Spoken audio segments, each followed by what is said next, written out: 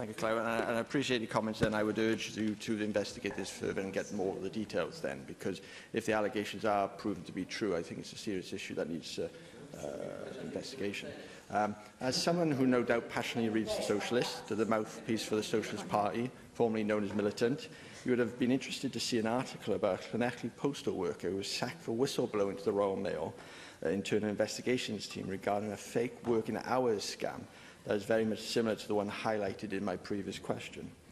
Apparently, according to this individual, senior managers have been paying delivery staff unworked overtime in order to manipulate their budget forecasts and to argue for higher departmental budgets over the summer months.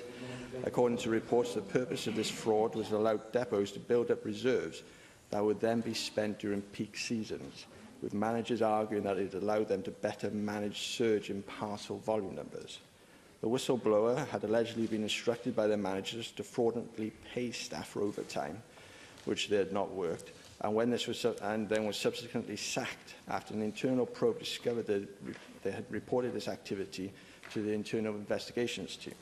Thankfully, after a strike organised by the Communication Workers Union, the individual in question has now been reinstated to their role. But, Minister, this begs us to ask several vital and fundamental questions. Firstly, given that whistleblowing policies are put in place to protect people, why was the identity of this individual made known so he could be sacked? Secondly, given that this practice seems to be quite widespread, why is it only after the individual was sacked that CWU became involved? Surely they would have known about these practices and actively opposed them. And third and finally, what assurances do we have that this fraudulent activity is no longer taking place in Royal Mail depots throughout Wales? Thank you.